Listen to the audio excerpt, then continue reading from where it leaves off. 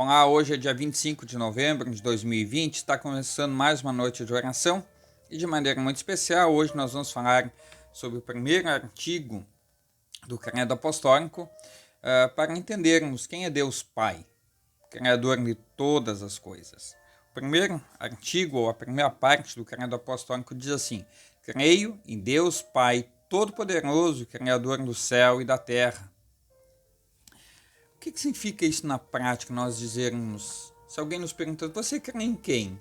Eu creio em Deus Pai Todo-Poderoso, Criador do céu e da terra. É algo muito semelhante com aquela passagem do Salmo 121, quando o salmista diz assim, eu olho para os montes e pergunto de onde virá o meu socorro, e aí ele diz assim, lá no próprio Salmo, o meu socorro vem do Senhor Deus que fez o céu e a terra. Na verdade, quando nós falamos creio em Deus Pai Todo-Poderoso, Criador do céu e da terra, estamos dizendo que nós cremos que Deus criou a mim e a todas as criaturas e me deu corpo, alma, olhos, ouvidos e todos os membros, razão e todos os sentidos e ainda os conserva. Além disso, me dá vestes, calçados, comida e bebida, casa e lar, esposa e filhos, campos, gado e todos os bens. Supra-me abundante diariamente de todo o necessário para o corpo e a vida. Protege-me contra protege-me contra todos os perigos e me guarda de todo o mal. E faz tudo isso unicamente por sua paterna e divina bondade e misericórdia, sem nenhum mérito ou dignidade da minha parte. Por isso devo dar-lhe graças e louvor e servi-lo. E obedecer-me, isto é certamente verdade. É maravilhoso quando a gente consegue olhar e pensar que Deus realmente nos mantém sem que a gente lembre de pedir. Um exemplo, mesmo que nós não peçamos todos os dias, olha, nosso coração precisa continuar batendo, eu preciso ouvir, eu preciso enxergar, eu preciso pensar, eu preciso falar, eu tenho necessidade de uma família, de uma casa, de sustento, comida, bebida, preciso da chuva, do sol, da lua, do frio, do calor, do vento, das plantas, dos animais. Mesmo que eu não peça nada disso, Deus vai continuar me sustentando, pois Ele me criou e Ele me mantém. Mas Ele também quer que a gente saiba reconhecer o cuidado e a sua bondade em favor de toda a humanidade. Mas quem é Deus? Quem é Deus? Qual a sua resposta? Deus, na verdade, é Espírito, é eterno, onipotente, todo-poderoso, onisciente, santo, justo, verdadeiro, bondoso, misericordioso e gracioso. Vejamos, se nós olhássemos agora no texto bíblico, para a gente entender melhor, João 4, versículo 24, vai dizer assim, Deus é Espírito, e importa que os seus adoradores o adorem em Espírito e verdade. O Salmo 90, versículos 1 e 2, vai nos dizer assim, Senhor, Tu tens sido o nosso refúgio de geração em geração, antes que os montes nascessem e se formassem a terra e o mundo, de eternidade a eternidade, Tu és Deus. Também o Salmo 102, versículo 27, vai dizer, Tu, porém, és o mesmo, e os teus anos jamais terão fim. Em Jeremias 23, versículo 23 e o 24, vão dizer assim, acaso sou Deus apenas de perto, diz o Senhor, e não também de longe? Ocultar-se-ia alguém em esconderijos de modo que eu não o veja? Diz o Senhor, porventura não encho eu os céus e a terra? Diz o Senhor. Também em Lucas 1, versículo 37, vai dizer, para Deus não haverá impossíveis em todas as suas promessas. E tem mais ainda, a gente poderia ver mais coisas. Um exemplo, o Salmo 139, 1 a 4 vai dizer assim, Senhor, Tu me sondas e me conheces, sabes quando me assento e quando me levanto. De longe penetras os meus pensamentos, esquadrinhas o meu andar e o meu deitar, e conheces todos os meus caminhos. Ainda a palavra não me chegou à língua e tu, Senhor, já a conheces toda. Isaías 6, versículo 3 vai dizer assim: Santo, santo é o Senhor dos exércitos, toda a terra está cheia da sua glória. Daniel 9, versículo 7 vai falar também de Deus, dizendo: A ti, ó Senhor, pertence a justiça, mas a nós o corar de vergonha. Salmo 33, versículo 4, também tem um testemunho a respeito do Deus Criador. Porque a palavra do Senhor é reta e todo o seu proceder é fiel. Salmo 145, versículo 9 ainda diz: O Senhor é bom para todos e as suas ternas misericórdias permeiam todas as suas obras. Em Êxodo 34, versículos 6 e 7 vai dizer: Senhor, Senhor, Deus compassivo, clemente e longânimo, e grande em misericórdia e fidelidade, que guarda a misericórdia em 1000 gerações, que perdoa a iniquidade, a transgressão e o pecado. 1 João 4, versículo 8 vai dizer assim, bem resumido: Deus é amor.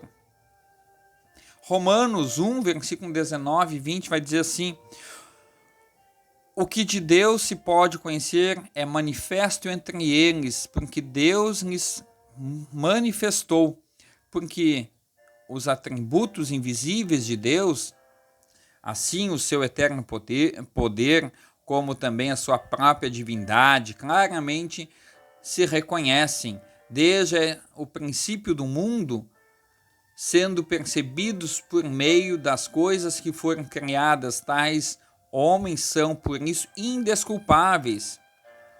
É um reconhecimento natural da existência de Deus, uma referência de que as pessoas, quando negam a Deus, não têm desculpas. Basta olhar na sua volta, tem que ter muita falta de juízo para não reconhecer a existência de Deus. E quem é Deus verdadeiro? O Deus verdadeiro é o Deus triuno, Pai, Filho e Espírito Santo, 3 pessoas distintas num único ente divino. Vejamos, Deuteronômio 6, versículo 4 diz assim: Ouve Israel, o Senhor, nosso Deus é o único Senhor.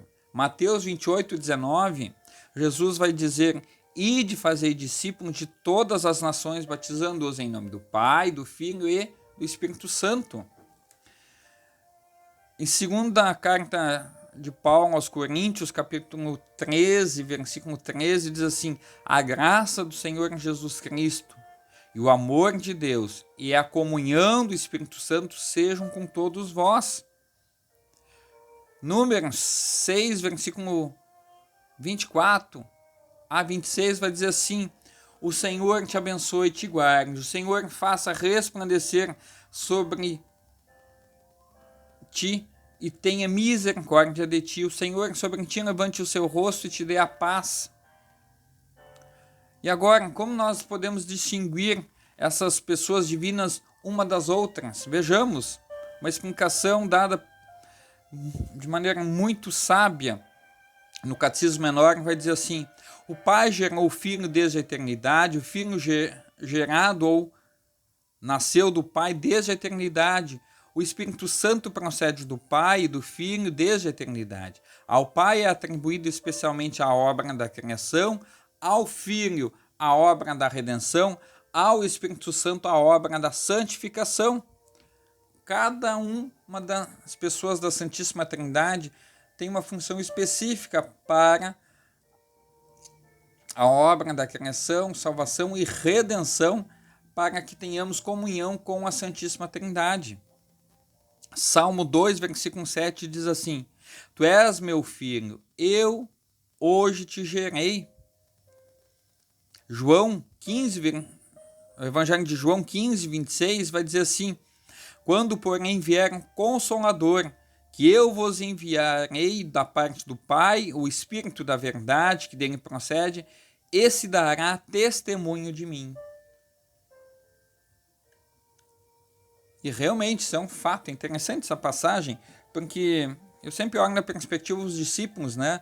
Antes da vinda do Espírito Santo, lá no dia de Pentecostes, eles estavam acanhados, envergonhados, com medo.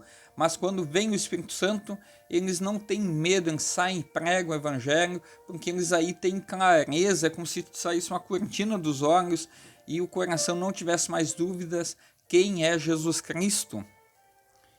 Isso é conosco, né? No momento que Deus e o Espírito Santo habitam em nós, nós perdemos um medo de viver na fé. Mas aqui em Gálatas 4, versículo 6, ainda nos é dito: porque vós sois filhos, enviou Deus aos nossos corações o Espírito do seu Filho, que clama, Abba, Pai. Mas agora, o que significa dizer que crer? O que quer dizer crer em Deus? Crer em Deus quer dizer conhecer e ter por verdade aquilo que a Escritura diz a respeito de Deus e nele confiar e esperar plenamente. Romanos 10, 14 nos ajuda a entender essa questão. Como crerão naquele de quem nada ouviram? Lembrando que para crer é preciso ter a pregação do Evangelho. E é o que vai nos testificar Romanos 10, 17. A fé vem pela pregação e a pregação pela palavra de Cristo. E depois, em João 17, versículo 3, ainda é dito: a vida eterna é esta, que te conheçam a ti, o único Deus verdadeiro, e a Jesus Cristo, a quem enviaste. Quer dizer, quer ter salvação, precisa passar pela palavra de Cristo, precisa crer em Jesus. João 5,46 vai dizer: de fato, cresceis em Moisés, também crereis em mim, porquanto ele escreveu a meu respeito. Jesus já chama a atenção que Moisés já aponta para a vinda do Salvador, né? João 3,36 vai dizer assim: o que se mantém rebelde contra o Filho não terá vida, mas sobre ele permanece a ira de Deus. Lembrando aquilo que eu já falei, né? Precisa crer que Jesus é o Salvador. E esse crer é pelo ouvir da palavra. Ninguém, agora eu vou crer em Jesus. Não, é a palavra, é Deus que vem ao nosso encontro e nos convence disso. Por meio da pregação do Evangelho, ação essa que gera a fé, ação essa gerada pelo Espírito Santo, que nos convida e nos convence de que precisamos de Deus. Hebreus 11, versículo 1 diz assim, olha que coisa bacana: a fé é a certeza das coisas que se esperam, a convicção de fatos que não se veem. 2 Timóteo 1,12 vai dizer assim: eu sei em quem tenho crido e estou certo de que ele é poderoso para guardar o meu depósito até aquele dia. Tiago 2, versículo 19 e 20 vai dizer assim: crês tu que Deus é um só? Fazes bem. Até os demônios creem e tremem. Queres, pois, ficar certo, ó homem insensato, de que a fé sem as obras é inoperante? Quer dizer, se eu digo que eu creio em Jesus, então mostre isso para as pessoas. Demonstra amor, generosidade, bondade. Não é que isso vai te colocar com graus e status na presença de Deus. Não. Isso vai mostrar para as outras pessoas que quem está em você é Deus, habitando em você, cuidando de você. E você fazendo isso, você está testemunhando aquilo que Deus já fez em você. Pois eu não posso fazer nada para o outro se Deus não faz em mim. Eu não posso ser bondoso com o outro se Deus não me amou primeiro. Ou seja, não tem como amar ao próximo, né? Vejamos aqui ainda. Vai longe aqui, vamos ver só. Mas vale a pena nós continuarmos. Por que não dizemos em todos os 3 artigos, cremos, mas creio? Interessante, né? Creio em Deus Pai, creio em Jesus Cristo, creio no Espírito Santo. Cada um de nós diz creio porque ninguém pode ser salvo pela fé de outrem, mas cada qual deve crer pessoalmente. Abacuque 2, versículo 4 diz assim: o justo viverá pela fé. Lucas 7,50 vai dizer: a tua fé te salvou, vai-te em paz. Por que chamamos a primeira pessoa Pai? Chamamos a primeira pessoa da Santíssima Trindade de Pai, porque é o Pai de nosso Senhor Jesus Cristo e também o nosso verdadeiro Pai. Deus é o Criador, né? João, capítulo 20, versículo 17, diz assim: eu subo para meu Pai e vosso Pai, para meu Deus e vosso Deus. Malaquias 2, versículo 10, não temos nós todos o mesmo Pai? Não nos criou o mesmo Deus? Em Efésios 3, versículo 14 e 15, vai nos dizer assim: por esta causa me ponho de joelhos diante do Pai, de quem toma o nome... Por essa causa me ponho de joelhos diante do Pai, de quem toma o nome toda a família, tanto no céu como sobre a terra. Por que Deus Pai é denominado Todo-Poderoso e Criador? Deus Pai é denominado Todo-Poderoso e Criador porque pela sua palavra fez tudo do nada. Gênesis 1, versículo 1, no princípio criou Deus o céu e a terra. Eu gosto muito do livro de Gênesis, especialmente essa parte inicial, porque é um convite para nós, pela fé em Cristo, olharmos sim a maravilha da criação sem o pecado, sem a maldade. Então, eu gosto muito do livro de Gênesis, especialmente 1 e 2, né? Que nos aponta para a perfeição da criação de Deus, quando Deus vai dizer: eis que viu que era tudo muito bom. Hebreus 11, versículo 3, vai dizer assim: pela fé entendemos que foi o universo formado pela palavra de Deus, de maneira que o visível veio a existir das coisas que não aparecem. Salmo 115, 3 vai dizer assim: no céu está o nosso Deus e tudo faz como lhe agrada.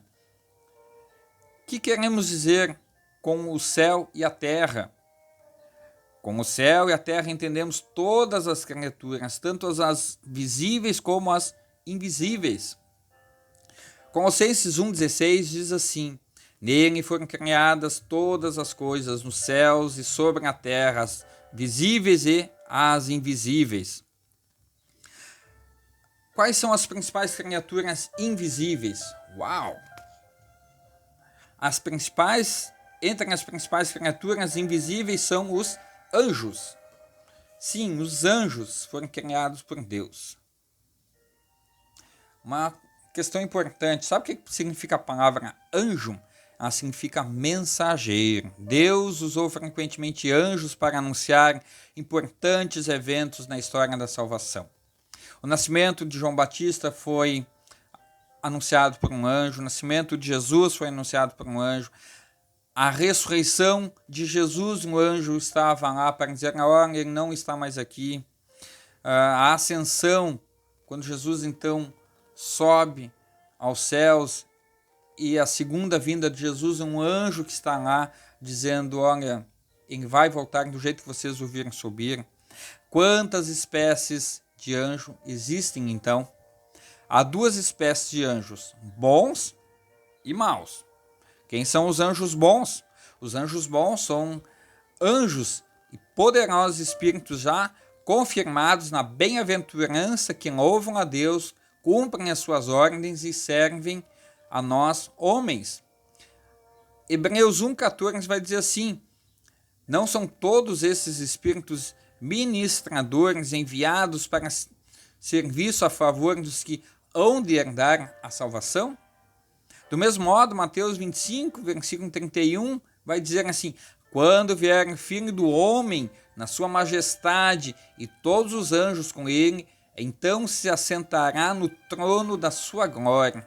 Mateus 18:10 também nos é dito: os seus anjos nos céus veem incessantemente a face de meu Pai Celeste.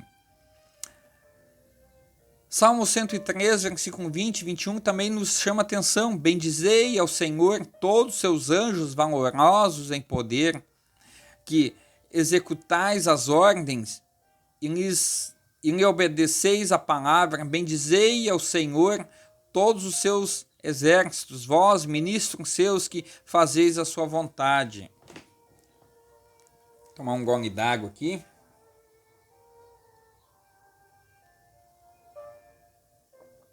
E olha que mensagem linda no Salmo 34, versículo 7. O anjo do Senhor acampa ao redor dos que o temem e os livra. Salmo 91, versículo 11 e 12. Porque aos seus anjos dará ordens a teu respeito, para que te guardem em todos os teus caminhos. Eles te sustentarão nas suas mãos, para não tropeçares em alguma pedra. Quais são os anjos maus? Isso mesmo, anjos maus.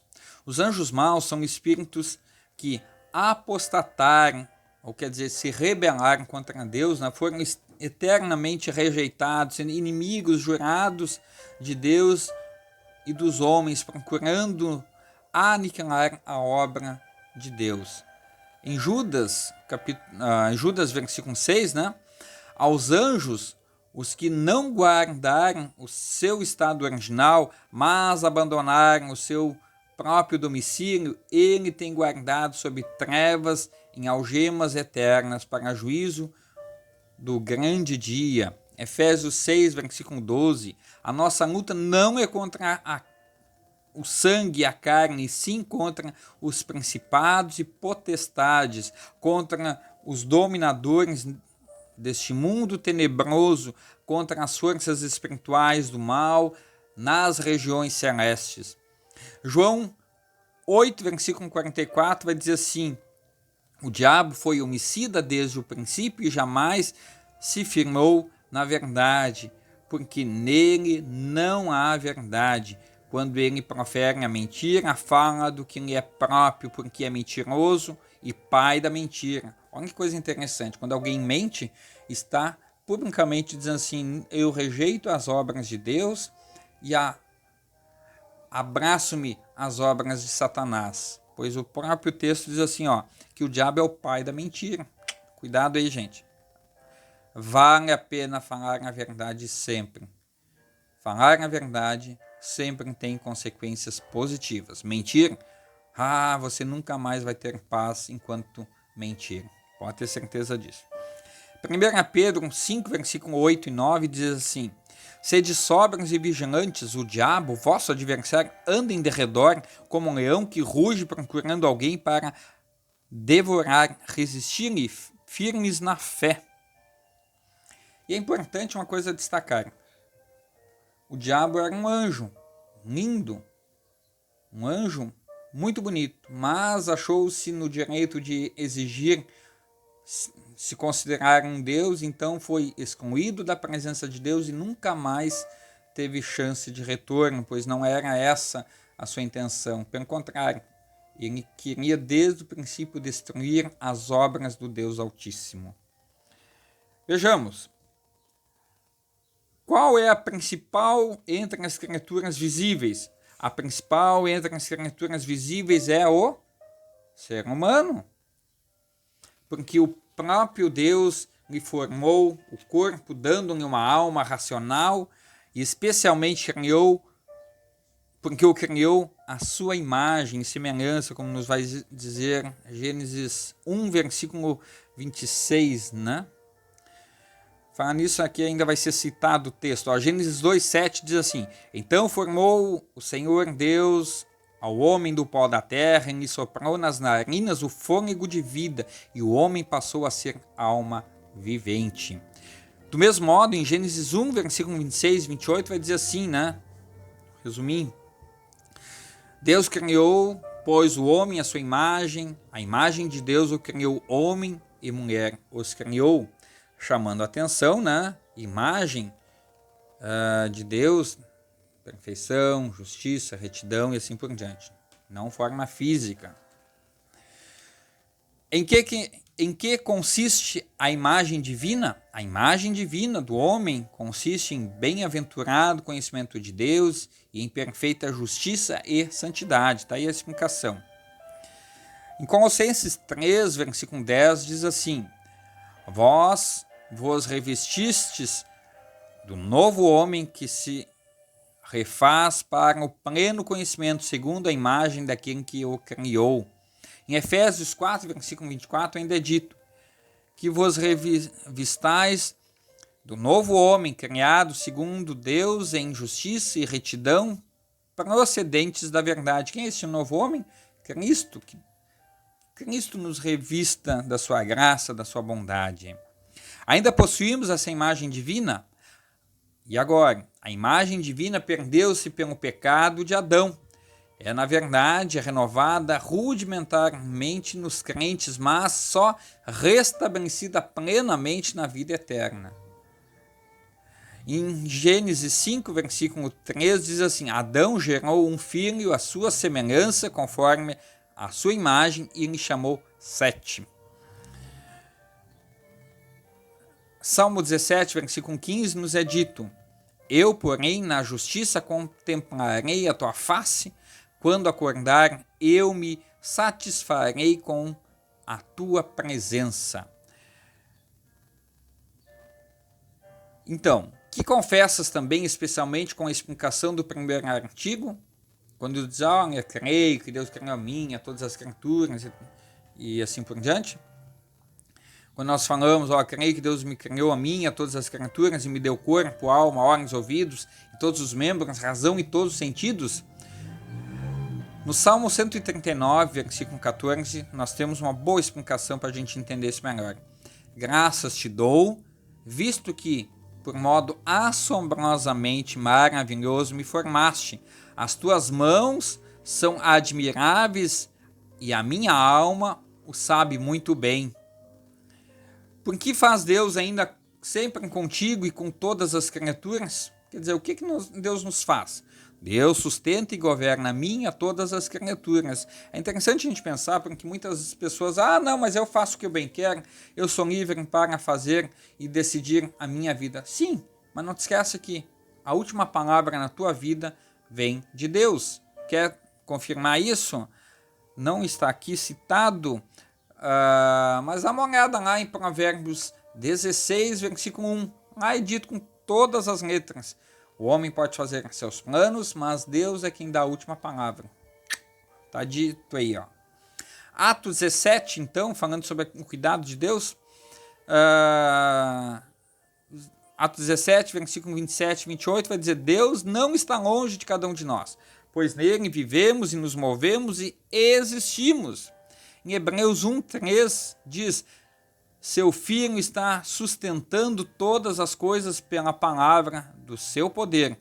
O Salmo 33, versículo 13 e 15 nos diz: o Senhor olha dos céus, vê todos os filhos dos homens, do lugar da sua morada, observa todos os moradores da terra. Em Gênesis 8, versículo 22, nos é dito: enquanto durar a terra, não deixará de haver sementeiras e ceifa, frio e calor, verão e inverno, dia e noite. Olha que legal isso, né? As promessas de Deus até hoje, né? Nem nós podemos passar pela seca, pelas enxurradas, mas Deus sempre de novo renova as sementeiras, permite que nasçam plantas para que deem o seu fruto. Talvez não do jeito que nós gostamos, mas da maneira do cuidado de Deus, que é um cuidado perfeito. De que maneira Deus te sustenta?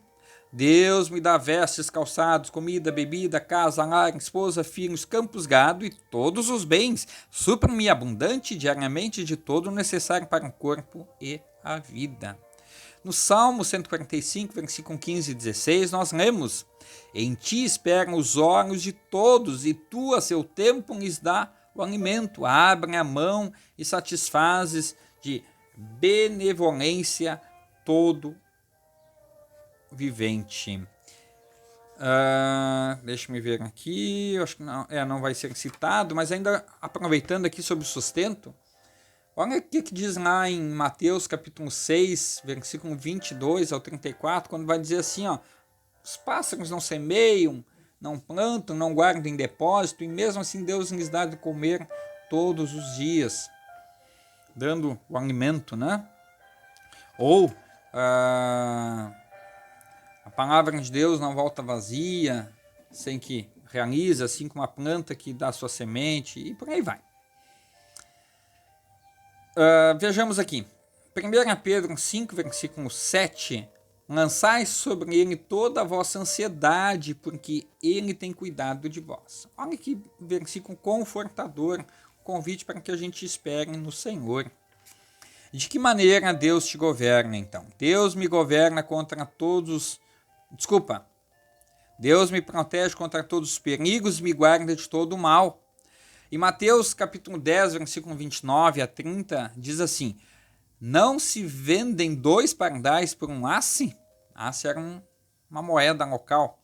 E nenhum deles cairá em terra sem consentimento de vosso Pai. E quanto a vós outros, até os cabelos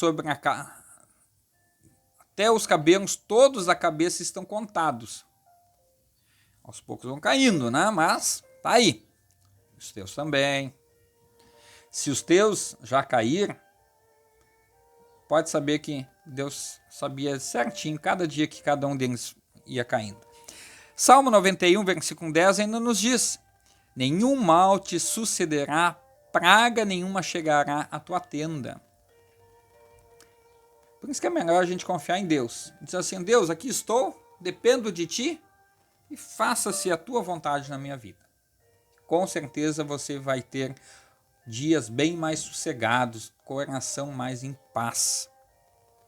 Em Gênesis 50, versículo 20, nos é dito: vós, na verdade, intentastes o mal contra mim, porém Deus o tornou em bem para fazer, como vedes agora, que se conserve muita gente em vida. São palavras de José, quando está em conversa com os irmãos e tal. Lembram da história de José, que os irmãos o vendem, e aí ele vai dizer: olha, aquilo que era uma maldição, vocês terem me vendido, passado muito tempo depois, se tornou uma grande bênção, porque se eu não tivesse me tornado governador do Egito, hoje, não só os egípcios, mas também o povo de Canaã,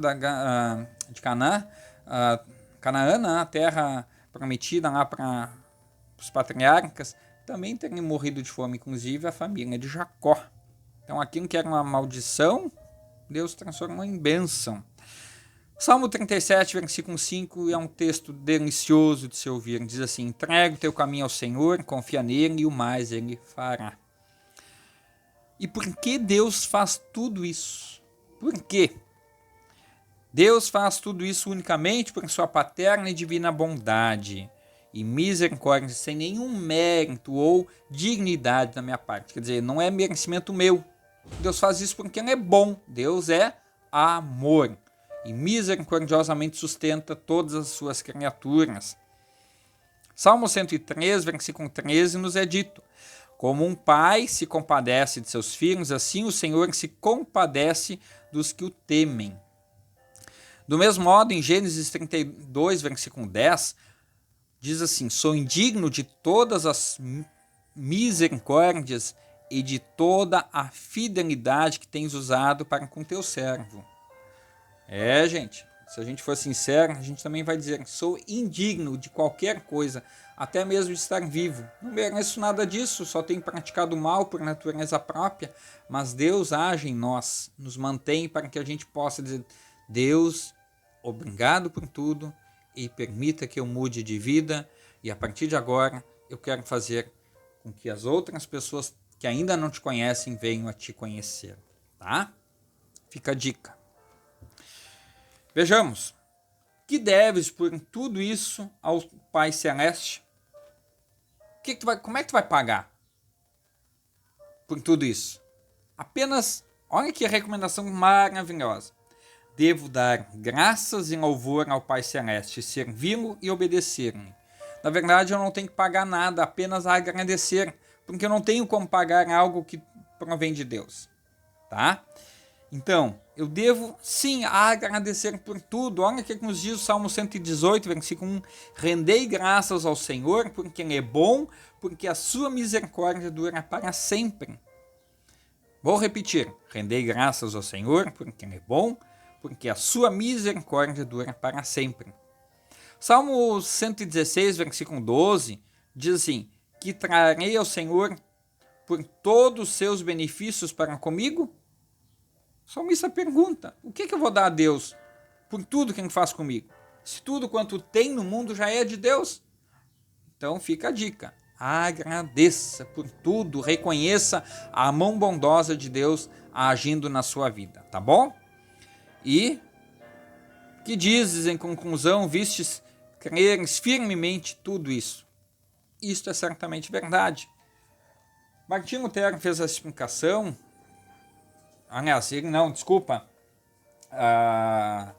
não foi Martinho Lutero, já estou confundindo aqui, ampliou a explicação dos textos e tal, mas para que a gente possa reconhecer o quão bondoso Deus tem sido conosco, né? Na verdade, foi o reverendo Heinrich Christian Schwann que fez essa breve explicação, nos convidando a gente a olhar as doutrinas básicas da fé cristã na perspectiva do texto bíblico.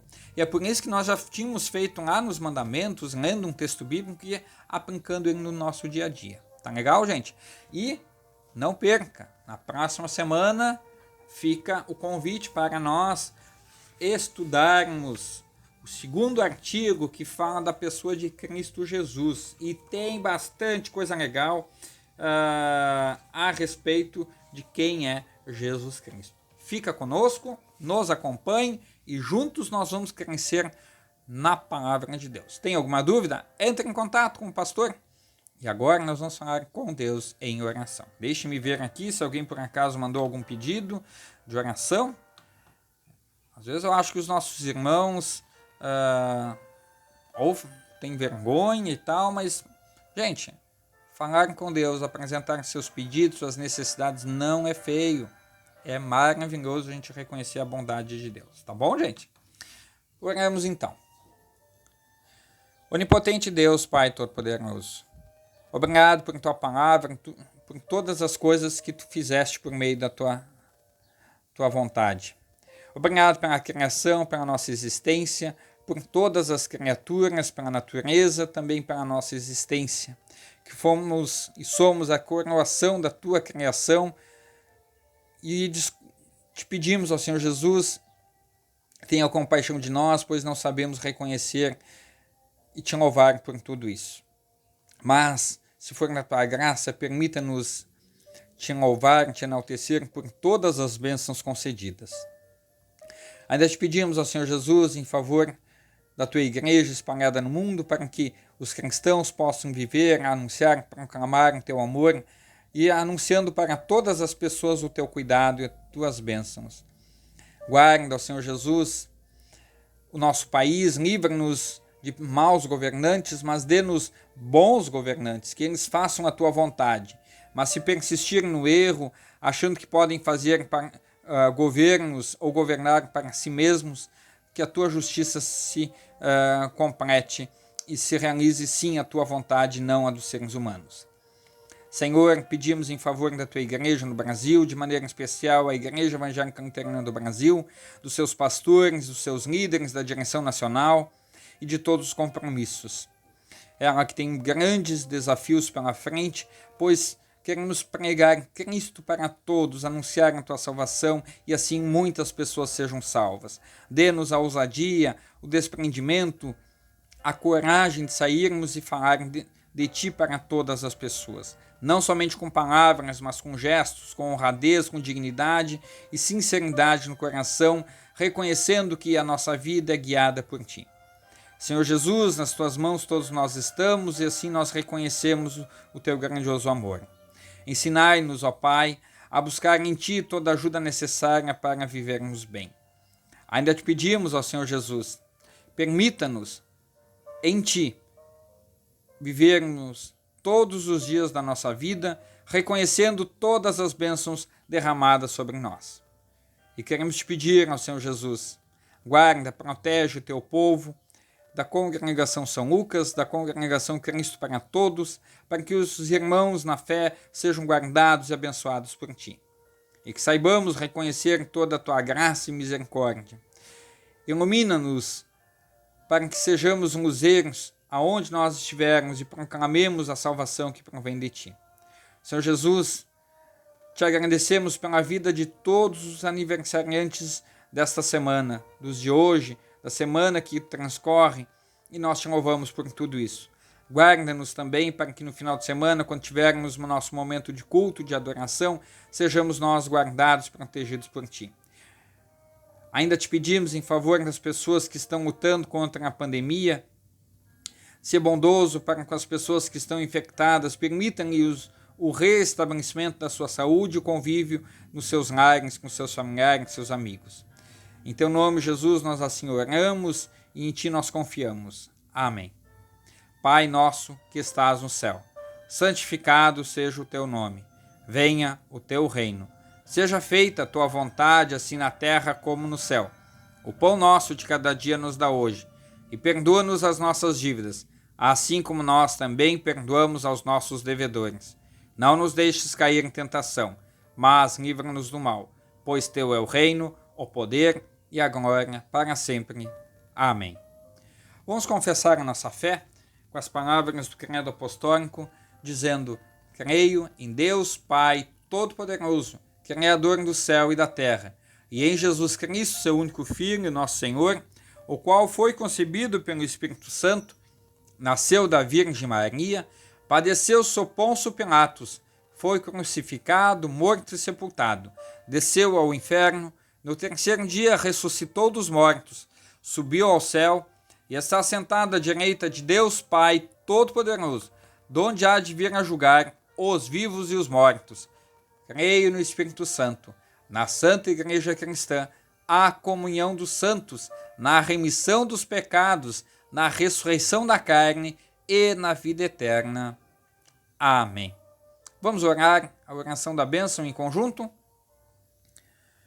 O Senhor nos abençoe e nos guarde. O Senhor faça resplandecer seu rosto sobre nós e tenha misericórdia de nós. O Senhor sobre nós levante o seu rosto e nos dê a paz. Amém. Muito obrigado mais uma vez por sua companhia. Só para lembrar, nós hoje estudamos de maneira muito especial a explicação do primeiro artigo que fala sobre a criação, contida no Catecismo Menor de Lutero e com a explicação do pastor Schwann. Que Deus abençoe a cada um, que possam refletir a respeito da importância de nós vermos em Deus todo o seu cuidado e sua proteção. Muito bem, meus amados irmãos, fiquem com a próxima canção e louvemos ao Senhor e agradecemos por todas as bênçãos recebidas. Até mais!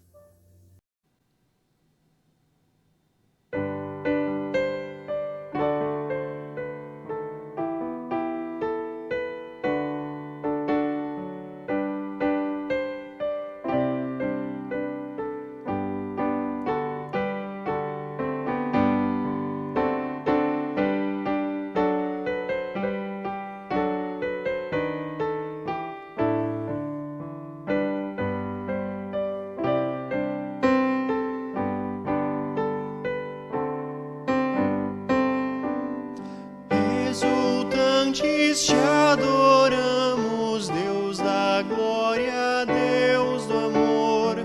Nossos corações te abrimos, enche-nos de santo ardor. Vem, dissipa as nuvens frias, a tristeza, noite atroz. Doador das alegrias, o teu brilho tuas obras anunciam teu imenso resplendor. Céus e terra, estrelas e anjos cantam hinos de louvor. Vales, montes e campinas, lindos prados, verde mar. Aves, frontes cristalinas, vem conosco te adorar. Ó cristãos, entoai os hinos que o universo quer cantar. De Jesus o amor divino faz-nos mais e mais